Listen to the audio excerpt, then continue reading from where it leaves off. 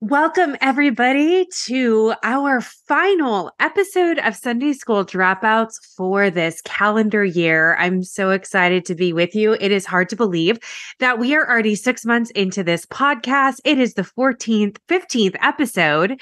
And if you're watching on YouTube, my little dog is joining us today.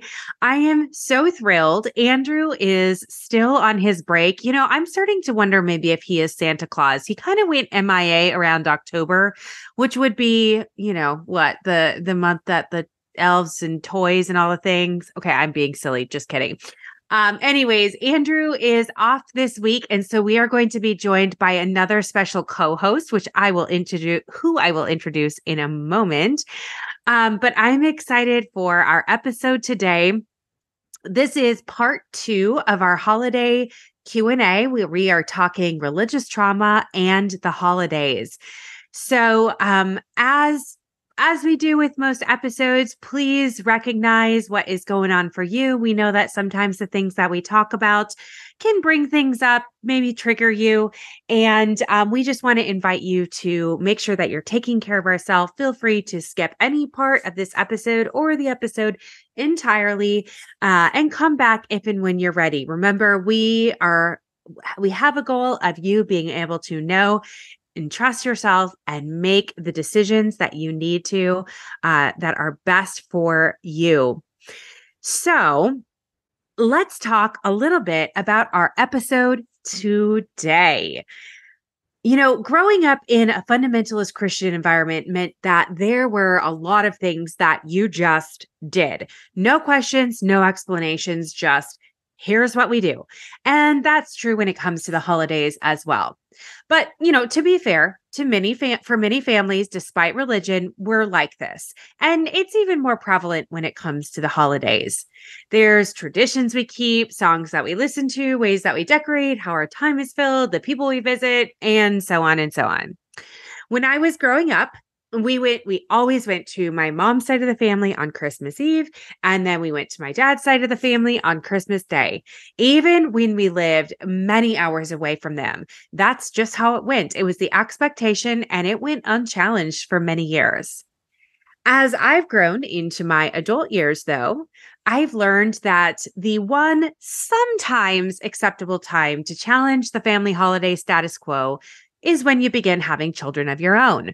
But even then, family traditions are often prioritized over routines, bedtime schedules, and the desires of the individual family members. So it can often feel difficult to try and push back against that. It might even feel like you're ruining the holidays or disappointing other members of the family. And when it comes to religious deconstruction, trauma, and the holidays, this family piece can feel downright overwhelming. Not only are we trying to navigate our own families of origin and sometimes our partner's family, but we might be trying to figure out how to navigate this time of year for ourselves or for the family that we have created.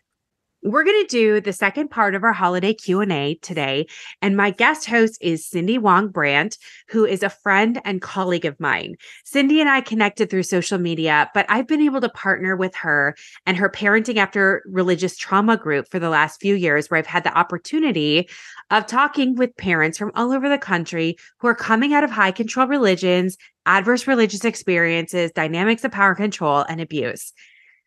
Our focus of questions today is on developing new traditions, teaching children about the holidays, and handling triggers for this time of year and the people who are around you. One quick note before I introduce you to Cindy. As most of you know, I am a single, unmarried, childless woman. There have been a lot of holiday seasons in the past where I have had a partner and participated in a variety of holiday activities with them, but more often than not, I've been single around the holidays. Whether it's because of culture or religion, I've always felt that pressure to just go along with other people's plans, namely married people, and especially married people with children. Sometimes it felt like because I didn't have a spouse or children, I wasn't really an adult, or that I couldn't choose what I wanted to do for times like the holidays. For the last decade or so, though, I've been practicing something else. I do know that my family enjoys spending time with me, but I also realize that there's a lot of emotions that come up for me during this time. Some years I have it, quote unquote, in me to enter that territory, and other years I don't. Regardless of the year, though, I've started giving myself permission to lean into developing my own traditions and celebrating in the ways that I find meaningful and enjoyable, despite what other people think or prefer. So, on today's episode, I do know that it can sometimes bring up grief, sadness, or other emotions when we're talking about families or partners or other things that we might not have. And for many of us, we really wish that we did have them, which only compounds that grief. My invitation for you is this. First, feel free to skip this episode if you would prefer not listening to it. However, if it does feel important to listen to, consider how you might get creative and adopt some of these questions and suggestions to your life as a single person or as a person without children. One of the best parts about deconstructing is the choice that you get to figure things out for yourself. You get to try things on for size, see what you like, and discard what you don't. The holidays are no different. And remember, part of the choice piece also includes the recognition that you can toss it all out if you want. The choice truly is yours. Okay, so back to our guest host. I first, quote unquote, met Cindy on Twitter about 5 years ago, when Twitter, now X, was one of the few places that people could meet each other who had experienced the long-lasting impacts of evangelicalism and fundamentalism. I was impressed with Cindy and the work that she was doing. Cindy is the founder of Parenting Forward, with a special focus in parenting after religious trauma, and is the author of 2 books, Parenting Forward and You Are Revolutionary. The message that she wants her audience to hear is that it is possible to love yourself and the world at the same time, and she's created a space where parents can land post-religion to learn how to parent their children after high-control religion and experience support and community with other parents that are doing the same. Personally, I've been able to be a part of the Parenting After Religious Trauma group for the past 3 years as a consultant, and my time with them is always a highlight of my month. And it's so encouraging to see parents who are healing their own stuff so that they can give their children something different than what they received. I am absolutely thrilled to have Cindy with us today for the second part of the Religious Trauma in the Holidays Q&A, where the questions will be focusing on parenting, families, and creating new traditions. So with that said, let me introduce my friend, Cindy Wang Brandt.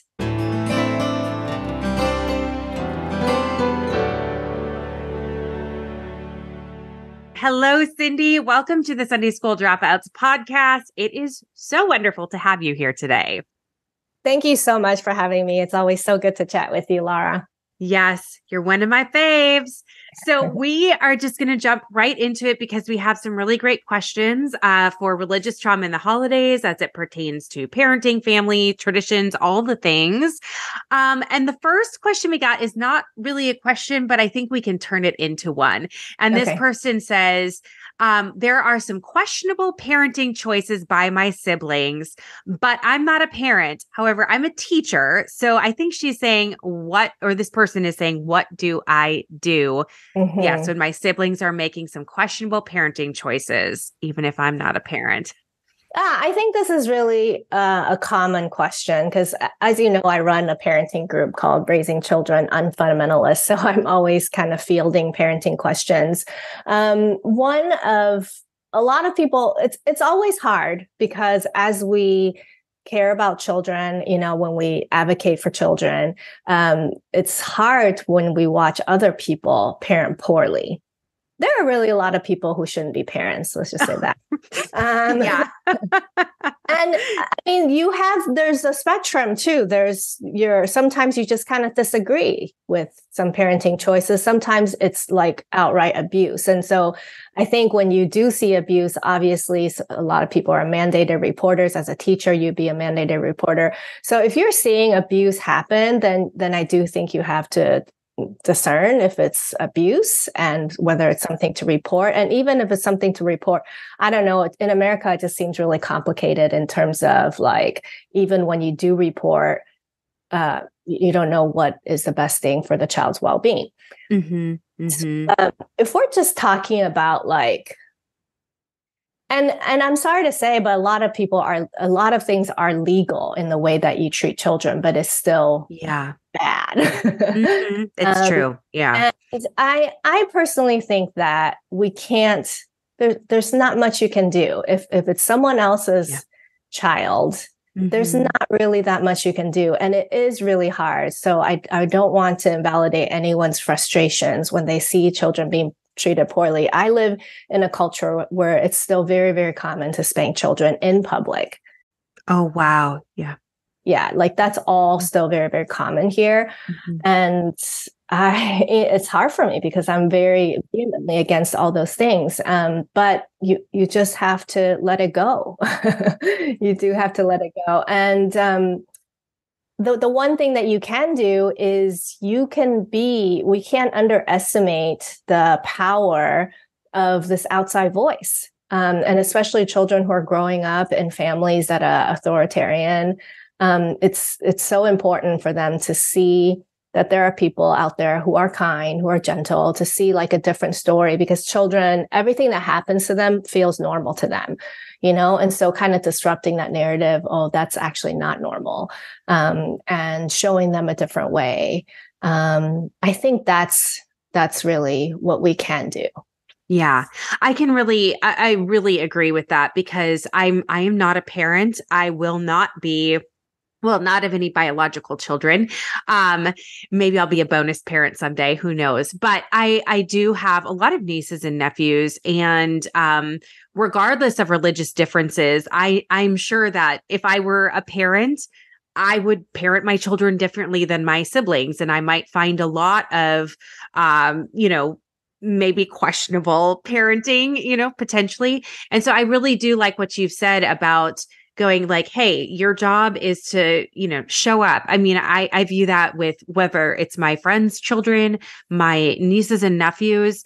I want to be a force of like good and compassion and kindness. And I want to always model that. And I want to be that person that kids can come to at any point that they know, like whether it's, the parent's friend or the aunt or whomever, like I'm somebody that you can trust. And so I think just like really looking for ways to like develop those relationships where they can learn safety is so important, and learn that you are a safe person, and that if they share something with you, or, they've got questions or whatever, that they can trust you to be advocating for them.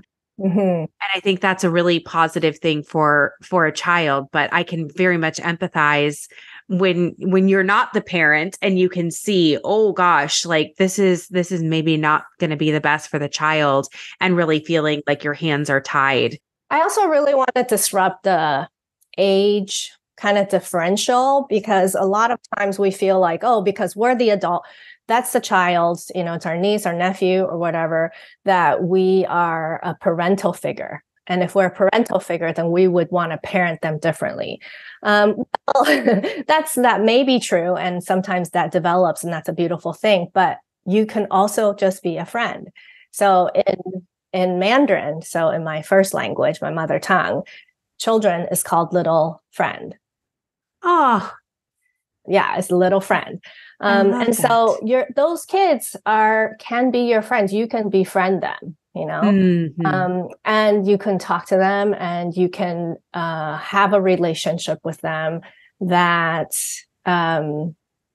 sometimes we feel like if children are being raised in like a toxic home, that they're like in some sort of cage and they're trapped and that they are doomed. And that's just not true. Children have their own agency. They're able to receive messages from outside of their home. They are learning so many things, and they can certainly develop friendships and relationships outside of their family relationships. And so befriend children. Oh, I love that. I feel like that really matches my own lived experience. Just, I grew up with at a camp, and I was always with like the counselors and the staff and everything. And I felt like they were my friends, even though I was 10 and they were like 20 or whatever. And weird stuff was not happening, Yeah, I know we have to be aware of some dynamics, but it's just this idea that you can be friends. And a lot of people are afraid of children. They feel like children are like foreigners. They speak a different language. And it's just like children are just like us. There are a lot of different kinds of children. And sure, you might not get along with some children, but I guarantee that there is a child out there who's actually really similar to you in temperament and personality and hobbies like that. It just exists, and so you never know. Maybe you become best friends with your sibling's child. And certainly when they grow into adults, you can certainly become friends. Who knows? Just leave the option open. Yes, that is so wonderful. Yeah, that's great. And kind of then on the other end of the spectrum, the next question is, how do I talk to my young children about Christmas with their fundamentalist grandparents? So we're going, yeah, siblings to grandparents. Cindy, why don't you start that off? What do you think? So do they mean that, their grandparents are like fundamentalists, and so they're bringing their kids to celebrate Christmas with them, so they kind of want to prepare them for? Yeah, that's kind of what I was understanding, like spending okay. Christmas with their fundamentalist grandparents. Yeah. Yeah. Like, how do we prepare them for potential things that they might hear? Yeah. Mm-hmm. So I feel like some of these questions about religious trauma and spending time with fundamentalist family, some of these is we have to play the long game. Yeah. And I think, in general, when we think about, I talk often about religious trauma proofing our children. And basically it's just like a bunch of strategies that we use to religious trauma proof them, to build up their toolbox of resources that helps them become more resilient in a world that is largely religious. Mm-hmm. And so like things like giving them, honoring their bodily autonomy, helping them know that they can dissent, that they can disagree with the adults in their lives, with authority figures in their lives, being a safe space for them, showing them like a diversity. Like these are kind of the general strategies that I recommend parents to religious trauma proof their child.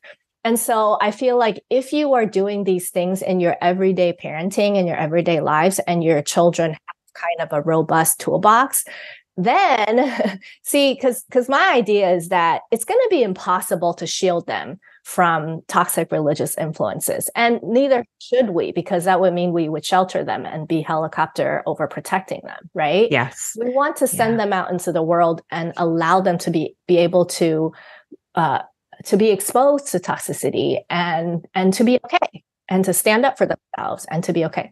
And so I think if you're sending them to spend Christmas with somebody who might say problematic things, or, try to evangelize them, process, if you've been religious trauma proofing them, it's okay. They'll be fine. Maybe you can give a little bit of extra, like, hey, listen, if grandpa says anything that makes you uncomfortable, you can always leave, right? Like that's empowering the child. You can leave, you can say, please don't say that. You can come to me and I will stand up for you. Like that's huge. Mm-hmm. That's huge. Yeah. I will be on your side. So maybe a little bit of an extra pep talk before you go. But I think the more important thing is like the 364 days of religious trauma proofing your child. Yeah, I very much agree with that. In fact, I don't even know if I've told you this before. There is actually a book called Trauma Proofing Your Child by Peter Levine, which you may already be familiar with. So it's not religious trauma exactly, but a lot of the tools actually apply. And it's so much of what you've talked about, where this is not just a 1-day thing or a 1-month thing, during the holiday season or whatnot. It is so much more. But yeah, I personally tend to, what is it? There's like 14 or 16 different holidays in the month of December of various, religious traditions, cultural traditions, things like that.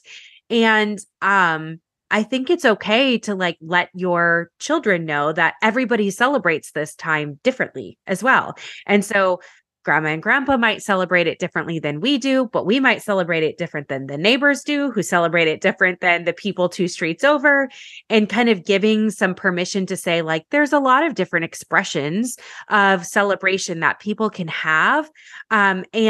And we don't have to make it right or wrong. We can choose to participate or not. So going back to what you said, Cindy, of like, when we're doing some of that trauma proofing work, we can give our kids the voice and the autonomy to say, I don't want to, or I'll sit this one out, or, however they want to say exit it. strategies, which is great for adults too, for ourselves. Exactly. We can practice with them. But I sometimes, like to neutralize rather than, oh, this is just how the grandparents do it. I know it's so silly, it's so weird or whatever, like neutralizing it of like, yeah, everybody makes different choices about how they celebrate the holidays. And so we get to celebrate it with them in the way that feels important to them. And when they come to our house, we celebrate it in the way that's important to us. Or we mix those traditions together. Or we figure out a way to do it. Because grandparents are important and they are influences, and we want to, hopefully develop good relationships if they're safe, people to have relationships with. But yeah, I love your idea of trauma proofing the other 364 days of the year. Yeah. And if you're just like, to those who are listening, if this is the first time you're hearing about this and you're like, well, it's too late now. The party's next week. There's always next year, start learning some of these religious trauma proofing practices and practice it throughout the year for next year. And it's just such a better way to go, because then you're not constantly anxious. You're not interviewing every single person that they're having to come in contact with. You're not, it's a better way, I think, instead of being hyper vigilant over the kinds of religious influences they'll have. And it just opens up the path for our kids to have relationships with people with lots of different religions. Oh, yes. I know one of the things we talked about on the first part of the holiday Q&A was like just doing little tiny bits, starting small. And so like to your point of like, yeah, if the party is next week, how do I catch my kid up? But it's like, you don't have time to, probably, right? And we can start now, but like choose one tiny thing. What is one small thing that you can offer your kids? And maybe it is more of that advocacy role. Like, hey, if you ever feel uncomfortable with something, just come tell me. I've got it. I'm the bigger, stronger, wiser parent who can help you navigate through that. So pick one tiny thing. It doesn't have to be everything. You work on, maybe next year it'll be different. But yeah, it's okay to start small and change things little bits at a time, and whatever feels manageable. And that's what we do in trauma work anyways. What's the teeniest piece that we can, do to make it manageable? Yeah. One thing I would also say is that a lot of times we project onto our kids, especially when we're taking our kids to see grandparents, because those are your parents. And, parents are the hardest. It's where you've kind of collected all your childhood trauma is kind of from them. And so sometimes we project that, oh, they harm me in this way, so they're going to harm my children in this way. And, I'm not on my watch. And we get really activated and angry. And first of all, I just find that a lot of parents treat their grandchildren so much differently than their children. So that's not necessarily true. And secondly, your children are just different people. They're not you, and they have had you parenting them, and they have these. But they're growing up in a world where they're hearing different messages, and they're more empowered, hopefully. And so to just kind of watch out for that, like some people are just kind of overly concerned for their children because of their own triggers, and they kind of project. Yeah. I love that. I think that's good. Okay. I'm going to skip the next 2 questions are a little bit similar. One kind of goes into the other. So I'm going to start with this one, and then we'll go to the next question so the first is, how do you deal with Santa and other cultural traditions around Christmas now that you have deconstructed? To me, Santa feels a little bit triggering, almost like God, always watching to see if you're naughty or nice. Yeah. So yeah, and we'll get into some other traditions too that we can create, but we'll start with Santa because that is a big time cultural tradition. In most cultures, there is a Santa or Santa-like figure. Mm-hmm. A lot of different cultures have that.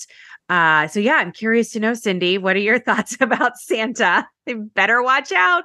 I just want to start before we talk about this specific question. I think the reason that you're hosting these Q&As is because the holidays are really hard for people who have religious trauma. Yeah. It really is, because it's filled, first of all, it's very religious for a lot of us. And it has all these memories with maybe family that you've had to deconstruct and distance yourself from. There's so much nostalgia that you feel like you might be missing out on. Like, it's just such a difficult time for people whose bodies haven't felt safe. And so I guess I just want to offer compassion, empathy, solidarity with people who are entering the season, who are just going to be so easily activated and triggered. And I'm so sorry. And I think that this is the time to be really, really gentle on yourselves and on your body. So I just kind of want to put that out there, because people are triggered by different things, right? Like, some people love Santa because they were forbidden to have Santa, because they were like, only Jesus is the meaning for Christmas. And so there are deconstructed or people with religious trauma who actually appreciate having a different figure in the holiday tradition. It's healing for them. And then some people, like this question asker, seems to be triggered by Santa. It's reminding them of this kind of God, authoritarian God in the sky watching them. And so I think whatever way that you feel, like it doesn't really matter. There's no right way to respond. There's nobody telling you that you should be feeling any certain way about anything. So the only expert of your body is you. And so however it is that you're feeling, if you're feeling like Santa is triggering for you, you don't know how to deal with it, like, listen to your own body and say, okay, you're not feeling safe. This is not a safe practice. This is not a safe tradition, and find ways to love yourself and to say, okay, how then can I make myself feel safe? So let's say, I don't know how you're triggered. Like, if you see a Santa in the mall, or if you read a story, whatever it is, like, what is a way that you can make your body feel safe? And Laura, I've learned from you so many different somatic practices that make my body feel safe. And that's when I would do one of those practices. I think I'd be like, okay, well, first of all, I'm leaving this mall. And second of all, I'm going to go get in my car and I'm going to do a somatic practice, and I'm going to help my body understand that it is safe. Yeah. Yeah. I think, we talked about this on the first part of this Q&A also, just that, the beauty of like deconstruction and being an adult is that you can choose from year to year, from season to season, what's important to you, and to give yourself so much space to say, you know what, this year, maybe Santa is not it, or whatever. I mean, you could replace Santa with a variety of different things, and maybe just not feeling particularly like in a space to be able to embrace that. And I think that to give yourself permission to check in with yourself and say, like, what is my capacity at this year? What does feel, is this a year where things are just feeling more overwhelming? And I need to really give myself some space away from a lot of like religious and or cultural traditions around the holidays. And I think that's perfectly okay. And then you might have other seasons or years of life where you're like, yeah, I can step into this a little bit or a lot, and it is totally your choice. And you get to, and we'll talk about this more in the next question, is that you get to decide what works for you and what doesn't. So I love your focus on safety of just being able to say, fortunately or unfortunately, when we live in cultures where there is a religious overtone, which many of us do, it sometimes feels unavoidable to, come in contact with these. It could be that we're at, a McDonald's or, driving down the highway and we see a billboard or wherever. And so what are the things that I need in order to feel just a little bit safer? It might not be 100% safe, but 10% safer, 10% more stable, or people that I can turn to that help me feel present and connected, or some grounding practices that might help me orient to this time and space. And the interesting thing about this too, and maybe this kind of leads right into our next question, which the question is, what are some holiday traditions I can create that don't have to do with religion? When we look at things like Santa or other cultural traditions, I would sometimes invite people to go, like, what is it about Santa that kind of matches with your value system? Is it that there is a giving spirit? Okay, well, does that have to stay connected to Santa? Or could you take that and say, what would it be like to bring that into my personal or my family traditions, the spirit of giving or generosity? Or maybe it's that, Santa represents to me joy and celebration and gleefulness. And I go, okay, well, what else could we do then that would also, represent those values or ways to create situations where we can have that sense of enjoyment and connection. And that might look different for every single person. It doesn't necessarily have to, go be celebrating with Santa. It could be what that represents for you, and giving yourself permission to, lean into kind of the values or what feels inspiring about some of those traditions rather than the specific tradition. But Cindy, what do you think in terms of creating traditions that don't have to do with religion? Is that something you've done? What are some of the ways that we can do that? Well, so I am Taiwanese. I'm not American, but I'm married an American, and so it's been a gift because we've always, as a mixed cultural marriage, we've always had to create our own thing. So, for example, for Thanksgiving, we don't eat turkey. That's a good choice. Yeah. Yeah. I'm just like, I don't like turkey. It's dry. Yeah, exactly.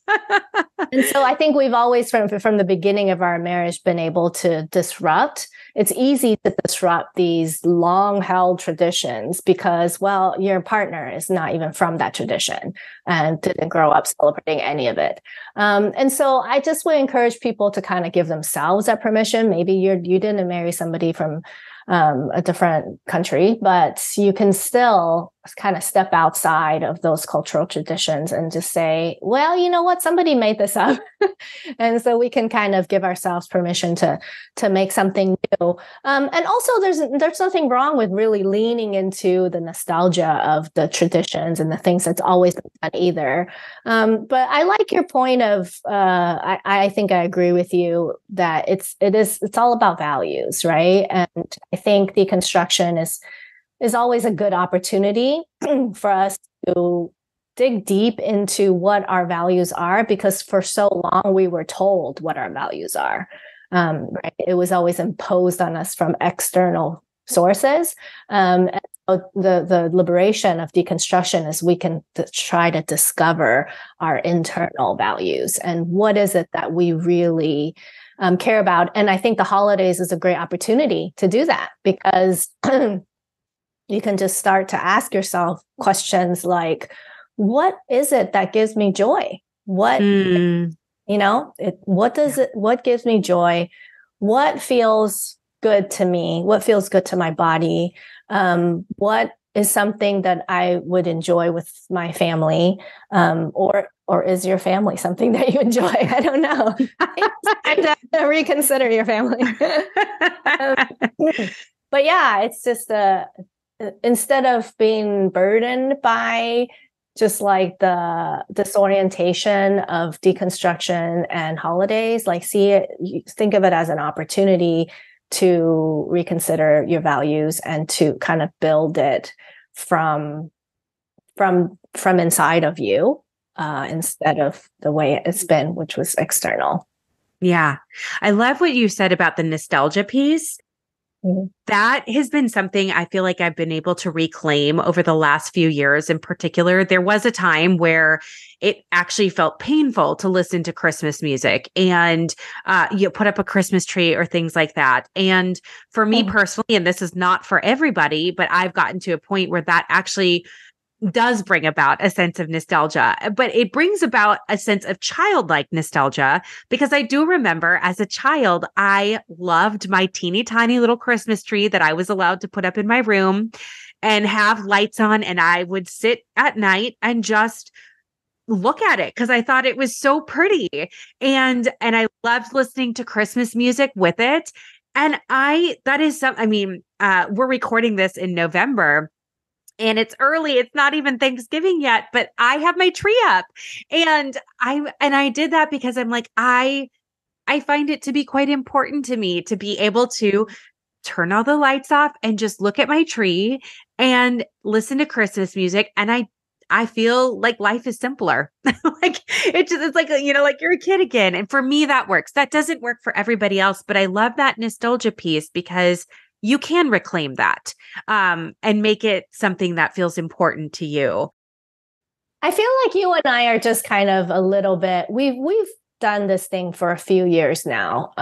Like we've been deconstructing for a few years. And so I think we're here from the future to let you know that really, if you feel like you have to shelve everything, that you can't do anything fun anymore because it triggers you so much, it's okay. You need to do what you need to do to keep your body safe this season. But it does not mean that it will always be like that, because it's not. It hasn't been true for me, and I don't think it's been true for you, Laura. Like after you've prioritized your own body safety, then you will be, well, I don't want to promise that, but at least in my experience, it hasn't been that I was stuck in this place of like, yes, like I had to build very, very strong boundaries to protect myself, so strong that I almost closed myself in on myself, but it was so necessary for that season of life. I needed that. But then slowly those boundaries have been able to expand and grow. And I've been able to let in all these other things. Some of those things that would have previously triggered me so much, it's inside of my walls now. And so I think that's what will kind of happen for you. And so don't be afraid to keep those boundaries tight if you feel like you need to, because it is really important. I know it was important for me to do that because now I know that I am capable of keeping myself safe if I have to. Because of that, it's made me more brave and more able to come in contact with things that might trigger me, because I'm like, I already know I can survive. That I care about myself enough to love myself and to kind of let other people do their thing because I'm secure in doing my thing. Oh, that's beautiful. And it is such a beautiful place to get to. That's like the joy. That's the gift of really like listening to your body and prioritizing safety. You do get to these points where we can't guarantee what the endpoint is, but I think what I'm hearing you say is that there's choice. And so if I want to, in this case, listen to Christmas music or celebrate in these ways, or if I don't want to, it's based off of my choice versus like desperation and having to box myself in and, say, right, out of danger. Yeah. And so now it's like whatever you're choosing to do comes from this choice of like, I'm okay. I can make this choice and I'm okay in making it, which is such a gift of healing. I love that. Yeah. Yeah. Yeah. Awesome. Awesome. All right. Well, our next question is a fun one because I know we've talked about this before. How do I deal with family drama in the holidays? People get really upset when I push back against their beliefs or say no to doing a family activity. Mm-hmm. Yeah, that's a boundaries question, isn't it? Yes, sure is. Sure is. I mean, family drama, it is year round, isn't it? I don't know Right. that it's limited to holidays. Like family is just so hard, and drama just constantly abounds. And I feel like it's just because everyone is different, and to live in relationship, to coexist with other people who have such different ideas and values and personalities and temperaments and moods is just a complicated hot mess. Yeah. Sure is. Yep. Yeah. The holiday, I always say like it's the special occasions, like the weddings and the holidays that bring out a different level of family drama, but it was always there. It just comes out in rare form. Yeah. Yeah. And when you're in close proximity with one another. And so I say that this is a boundaries question because I think that is what it is about, is like, how are you able to draw boundaries? And I think, of course, boundaries means so many things or has a lot of ramifications for that. But I think for me, when I think about family drama and boundaries, it's more about kind of deciding what I can control and what I can't control. And what I can't control is how other people are going to react and act and respond. What I can control is how I can act and react and respond. And so to really kind of focus in on that, because that's the only thing that I can control. Yeah. And so when it comes to family drama, it's like, okay, I can only control myself. Yes. Sort of let go of controlling everyone else's behavior, because there's just nothing I can do about that. That's I guess that's my way of managing. It's not perfect because sometimes I still sometimes I still get activated when family members respond in a way that, triggers me or just pushes my buttons. And then I respond in ways that I don't want to respond. But for the most part, I feel like it works well for me to kind of focus in on what I can control. Yeah, I totally agree with that. It is about what I can control. And I think sometimes it might be a matter of doing some like proactive work. So if we, especially around the holidays, there are so many traditions where we can anticipate a little bit. Oh, it's probably going to go like this or like that, because this is what happens every year. And so, being able to prepare for that can be really helpful. So, I know my uncle always does this, or my mom always says that, or they always say, we're going to go out and do this or whatever. And so are there ways that I can maybe set boundaries or expectations ahead of time so that I might, say to my parent, hey, I know that this is what we normally do. I'm going to opt out of this part of it this year. But I'm going, I'll come in for this other part here. Kind of, I love to look at like, what can I say yes to? Not just what should I say no to? And so that sometimes can help with that connection piece. Sometimes when we set a boundary, people really do see that as a disconnection. You're trying to disconnect from me, and their defenses go up. And that's why they might push back. And so sometimes when we say, hey, that thing isn't going to work for me, but this other thing will, it's giving the opportunity or the invitation for connection to still happen, even if it's not in the way that we've quote unquote always done it.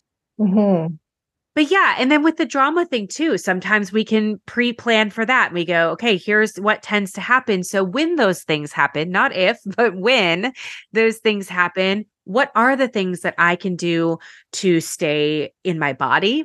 Right. So, that, or to stay present, or maybe I need to excuse myself from the situation. Is there a friend I can have on speed dial that will tell me a funny joke to just like get me back into my body or in the present time?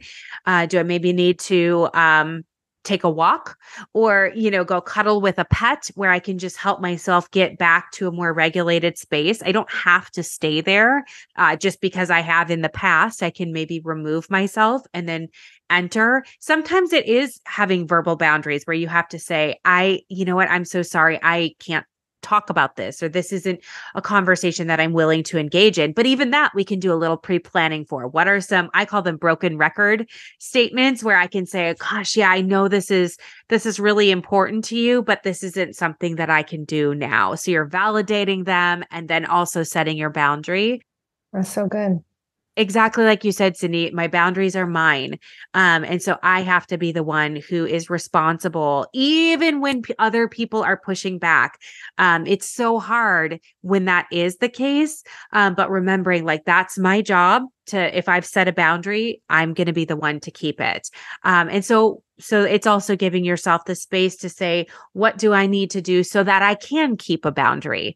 And that might be stepping away, or that might be, collecting. Start a group chat, with just get friends together and say, okay, this is going to be our emotional support group chat.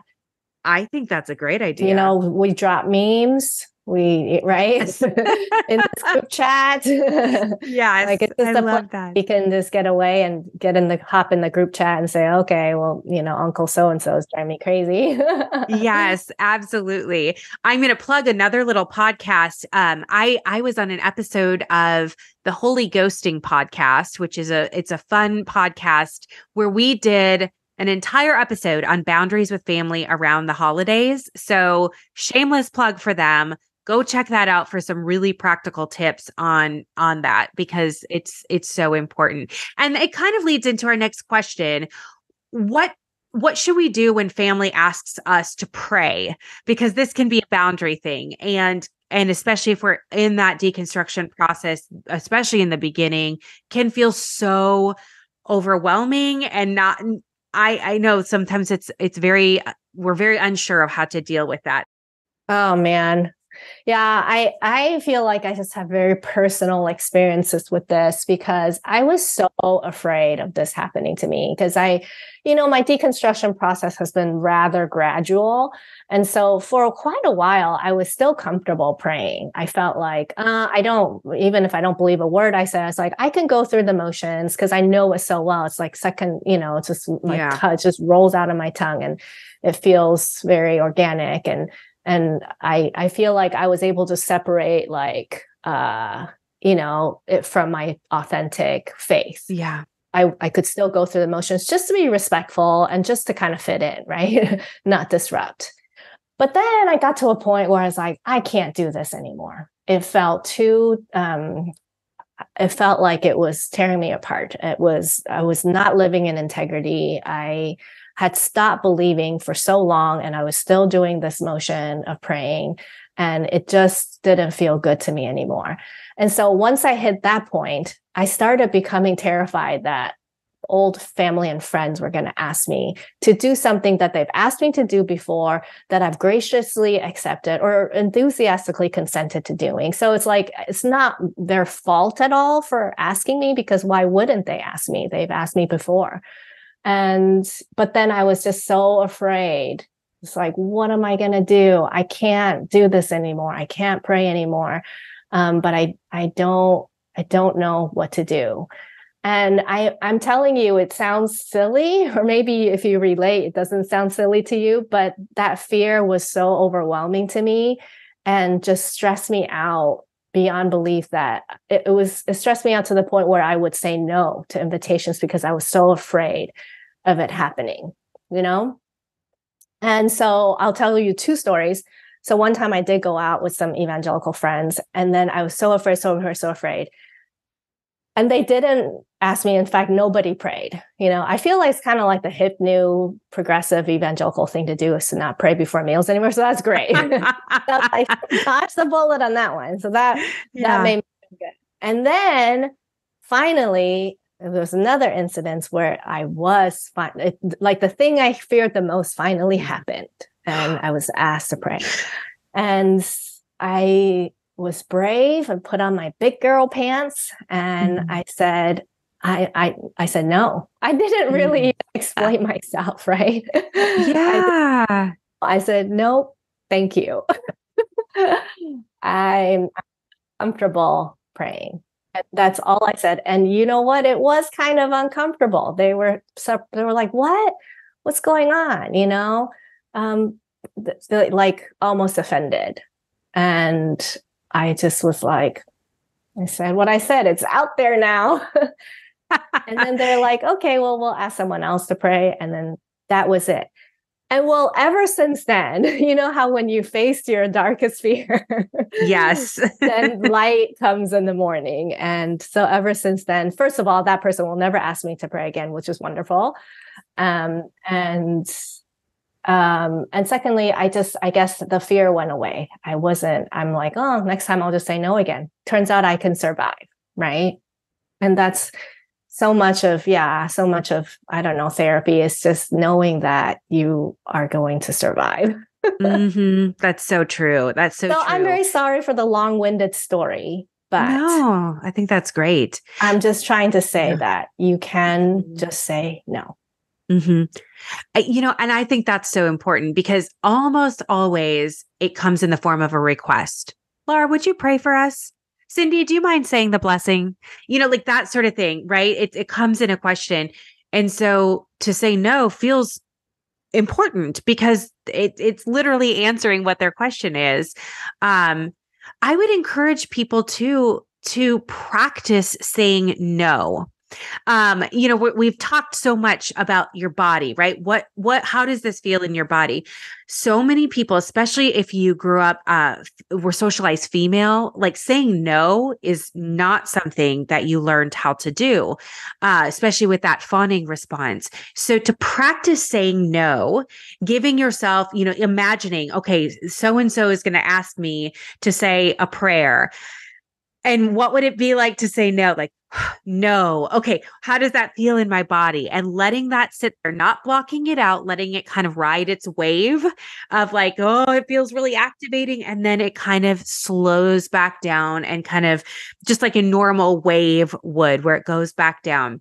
And practice hearing yourself say no. Practice, feeling like saying no in an empowered way. Okay. What would it be like to be like, no? And where do I find my power in my body, and connecting that no to wherever that power is? I think that can be so important because when we're not used to saying no, a situation like what you're describing can feel absolutely terrifying. I was terrified. Yeah. And so to say, no, but thank you for asking, but no, and you don't have to explain yourself. You can validate that you're appreciative that they thought of you. Thank you for asking. No. And I think that's good. And even going back to what we were saying before, if you suspect, hey, they're going to look at me and say, would you pray? What are the ways you could say yes to something else? I remember our mutual friend, Brian Peck, saying this, like, you know what? I don't feel comfortable praying, but I do have a really special poem that I found that I would love to read if you're open to it. Right. So maybe it's a yes to reading a poem, or maybe lyrics to a song. But it's no to a prayer. And, are there ways that you could say yes, or, you know what, I don't feel comfortable praying, but I would feel comfortable doing this other thing. Maybe it's, leading us in a time of reflection before we open gifts, or, something like that. That's something I could do. So just kind of considering, are there any things that I could say yes to, or, can I just get really comfortable in my no and say, thank you so much for asking, but no, I'm going to pass tonight or forever. I just want to point out two very important side benefits to doing this, to saying no to prayer, because number one, if you have children, you are modeling something wonderful for them, that you can say no to things that you are uncomfortable doing. So that's one bonus benefit. Number two is that you're going to, and anytime you assert a boundary, you get to do this test, because you can see how are people going to respond to your boundaries. If they respond poorly, then it gives you information about that relationship. And if they respond well, that's also information. And it helps you prioritize the relationships really with people who will honor your boundaries. Mm-hmm. That's beautiful. So yeah, the immediate benefit is that you don't have to pray, which is wonderful. But then there are two really incredible bonus benefits. Yeah. I love that. All right. Well, let's get on to the next question. I love this, and probably because I love talking about grief, and this seems like it goes with that. We have lots of family holiday traditions, but I struggle with wanting to find or make meaning of Christmas outside of celebrating the birth of the Savior. How can I navigate these feelings?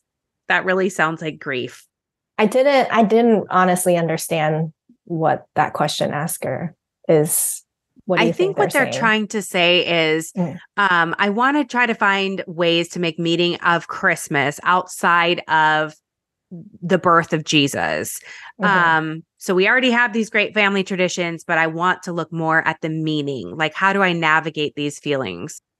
Like, how is this question different from saying that they want to create holiday traditions like the question we talked about before? Well, let's just go ahead and change the question a little bit so we can talk about it a little bit differently to say, how can I make meaning how do I kind of navigate the sadness around not having the birth of the Savior as the meaning of Christmas? Yeah.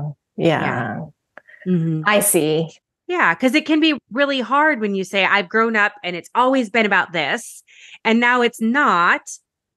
Okay, I get the question now. Thank you for reframing that so that I understand. Oh, and now that I understand it, I really relate, because I used to sing these Christmas songs that are worship songs, and I would worship.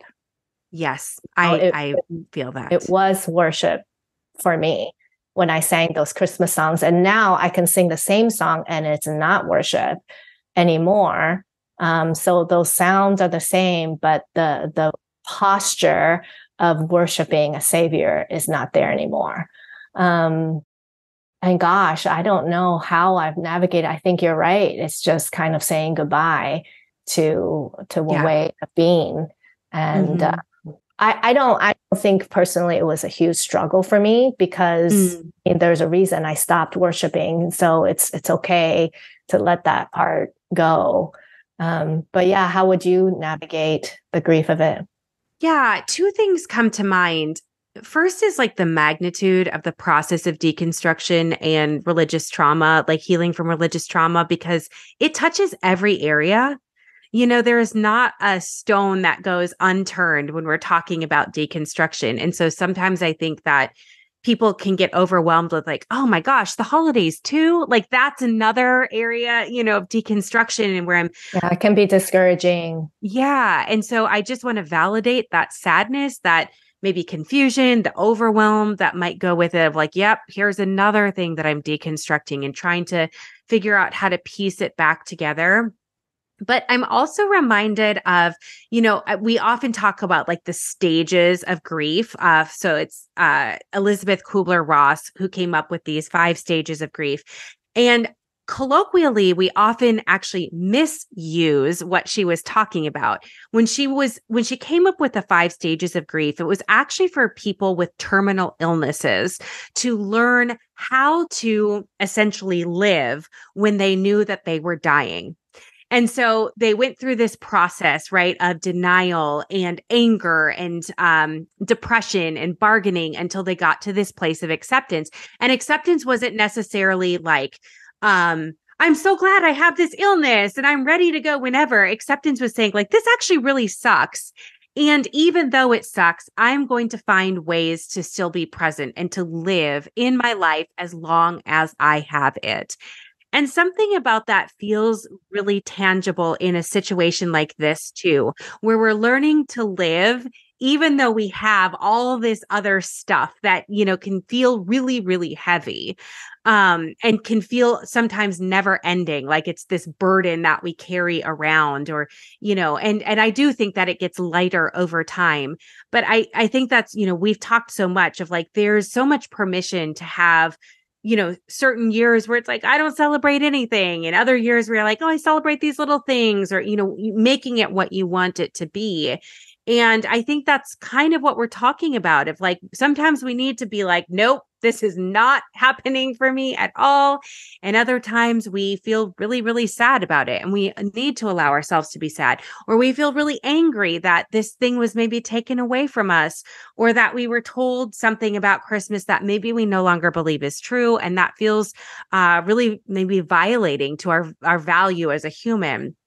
And so I just kind of think about it then in this acceptance piece of going like, it's okay to be sad that we lost some of these things. And it's also okay to figure out a way to celebrate even in the midst of some yucky stuff, some heavy stuff, some really intense stuff.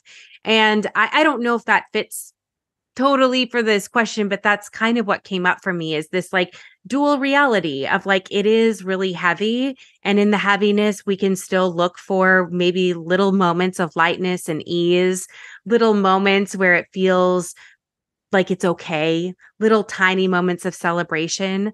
And we can still honor the sadness that is often present, especially when you're first coming out of religion and trying to look for how to celebrate a holiday that when, if I was told that Jesus is the reason for the season and now I don't believe he's the reason for the season, it can feel really sad to go, well, then what is the reason for the season?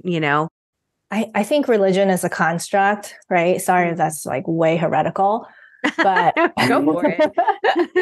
It is Sunday Dropouts, right? Yeah, exactly. I think it's a construct, and I don't mean that in a derogatory term. I respect a lot of religious people, but I do think it's a story that we tell ourselves to make meaning of the life we live. And I believe that we all create stories to tell, to make meaning of the life we live. And so for me, I deconstructed the religious story that I adopted as the way to make meaning of my life. But now I am creating different stories, newer stories, stories that align more with my values to make meaning of my life. And so I think for Christmas, once you have let go of a story, then there are other stories out there. And there are some really beautiful stories. There's no lack of beautiful stories out there about Christmas, even using some of religious elements like retellings of, right? Like Barbara Brown has a children's book that retells the story of the three wise men. And, I think there are a lot of queer people who are creating like very dissenting stories. And so there's so many wonderful ways of retelling, recreating. And so I would say go on a quest to find the new story that aligns with your value. I mean, not to say that you don't grieve. I do think, yes, you can grieve that, but the death of one story means the start of a new story, right? I love that. Yeah. Yeah. Well, the last question that we have, I love this. And especially because this, I think, hits a little bit close to your own story. It says, we are committed to giving our children a more balanced approach to various religious and cultural traditions. How do we do that for the holidays? And I'm so curious to hear, because you do have a multicultural, family with you and your husband bringing in different cultures. That's right. How have you kind of navigated that? Just giving your kids kind of that multicultural, maybe even multi-religious holiday traditions. Our family life is very busy because we do kind of celebrate both cultures' traditions. So the holidays just last forever for us because we celebrate Thanksgiving, then Christmas, and then we follow by Lunar New Year's, which is usually in February, which is a huge holiday for Chinese people. So that's November all the way to February. We're busy. Oh, good Lord. Yeah. Big celebration. So, it's fun. So you get to kind of learn, and we've kind of adopted. The families have kind of adopted different things. So for Lunar New Year's, the practice here is to give money to children in red envelopes. I don't know if you've heard of that. And so it's like, okay, well, sometimes my parents will give the kids red envelopes during Christmas. Yeah. Not intentional, but it's just kind of borrowing from another holiday, that kind of stuff. And then for, and then sometimes for New Year's, maybe we wrap up a gift or whatever. But for us, we've also stopped wrapping gifts for sustainability. So there's something, just a value that aligns with our family. And so we've been putting our gifts in Santa bags for many, many years. In fact, the kids, I don't think they even remember unwrapping presents. All they remember is taking, recycle boxes out of Santa bags for Christmas. I love it. Yep. That's awesome. Yeah. I love this question because I think if I were to have children, this would be something that interests me so much, is really like learning about different religious and cultural traditions. And that could be done through, some real intentional education where we pick 5 or 6 different cultural or religious traditions and spend, a week on each. And we look at their traditions and their foods and, music and kind of what they wear. And I think that could be really cool.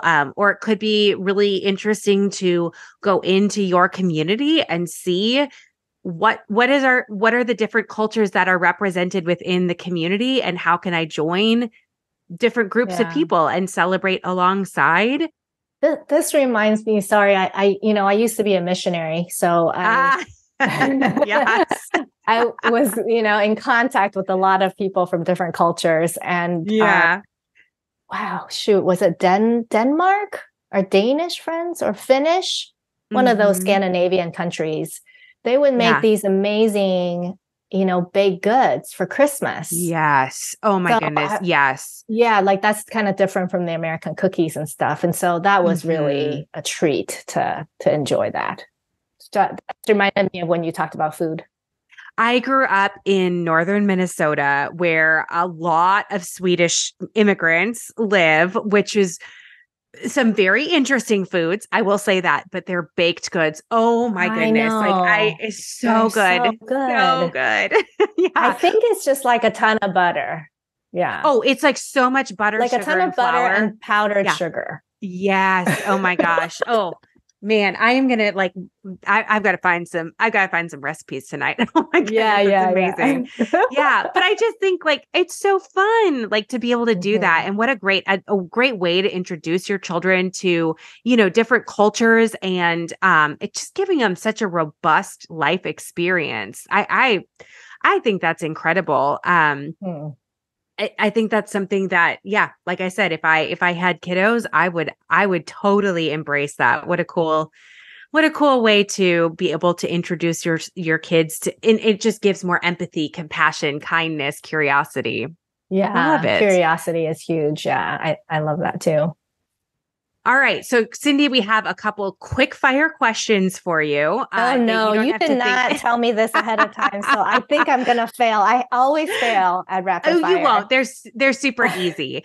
What is one of your favorite family holiday traditions? We always get like a appetizer meal for New Year's. Oh, I love that. Yeah. So like finger foods only, that's always our New Year's Eve meal where it's finger foods only, and we just snack on it all the way to midnight. I love it. That sounds amazing. I'm coming to your house. What is your favorite holiday movie? I don't know. Is Elf really cliche? No, I mean, mine is Home Alone too. Elf. So yeah. Okay. I love it. And this is a little different. What would be your ideal way to celebrate the holidays? So maybe not how you celebrate them, but if you could have your ideal way, maybe it's just hibernating. I don't know. Ideal way. I love to travel. So I think maybe traveling might be my ideal way, but it's just it's not practical or sustainable. I know. Yeah. I don't know. I guess you could just budget for travel, but we don't usually travel during the holidays because it's more expensive. It's when everyone else travels. And so we don't, but I guess, I guess there's a reason. Man, my answers are so cliche. But yes, I think travel. I have some very good friends. Now, granted, they do not have children, but last year for Christmas, they were like, yeah, why don't we go to all these different European countries, for about 2, 3 weeks? And I live vicariously through them on Instagram, and I'm just like, oh my gosh, this is amazing. That's the trip to do. So I very much agree with you. I love it. Yeah. Well, Cindy, I'm so grateful for you. Thank you so much for taking time to answer these questions.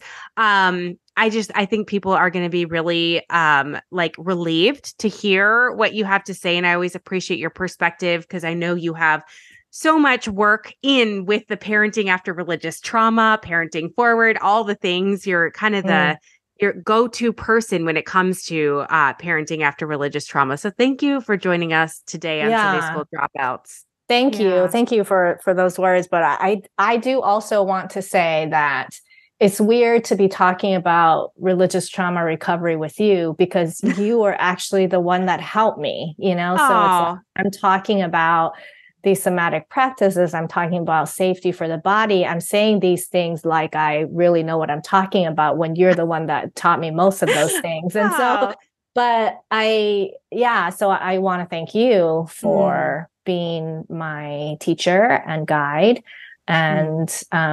And I hope that you can see that I've really done a lot of work. And girl, I hear it. Yes. Yeah. As you're talking, I'm like, I know, right? My heart's exploding with joy. Yes. Yeah. I can write you a glowing review. Oh, thanks. So really quickly, for anybody who would maybe be interested in finding your work, joining your groups, where can people find you online? I think the best place right now is in my Facebook group, Raising Children Unfundamentalist.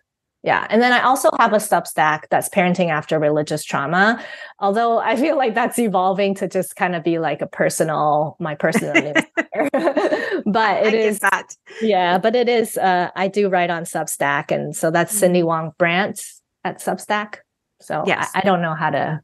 Yes, I know. Well, I will put all of your information in our show notes. And so again, thank you so much for joining us. Thank you for having me.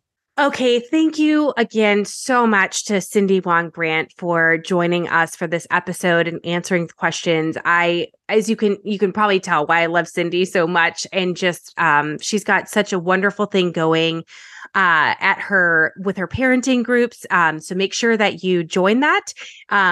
Almost all of her resources, I believe, are free. And so you can definitely take advantage of that. And then she's got some wonderful other options as well.